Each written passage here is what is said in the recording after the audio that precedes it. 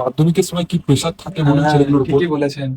কি প্রেসার যায় বলুন ওই কটাতে। আর আমি তো আমার ছেলেকে একদমই প্রেশার দিই এসবের জন্য। আরে না না, আমি তোকে একদমই প্রেসার দিই না, শুধু মাঝে মাঝে ওর উপর একটু চেপে পড়ি তাই। এখন কিছুদিন ছেলেগুলোকে টিউশন না পাঠানোই না উচিত। না, ওকে টিউশন একদমই যেতে মানা করে দিয়েছি।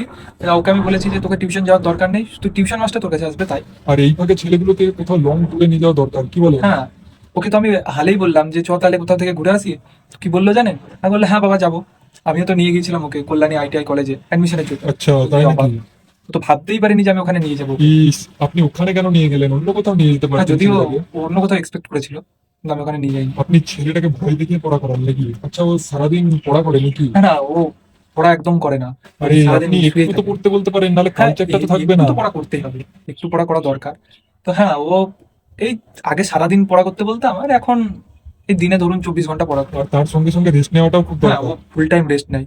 ওকে তো আমি রেস্ট নিতেই বলি। ওকে তো আমি ইদানিং বলি যে মাধ্যমিক দিলি একটু রেস্ট নে।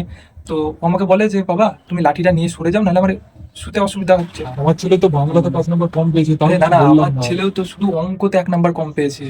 তা আমারও তো অনেক কিছু বলতে ইচ্ছা করছিল আর কি, কিন্তু আমি কিছু বলিনি। শুধু একটু মেরে ট্যাঙ্ক ভেঙে দিয়েছি তাই। এ বাবা, কেমন লোক না না, আপনি! বেশি কিছু হয়নি, শুধু একটু হাড়টা ফ্র্যাকচার হয়ে গিয়েছে তাই।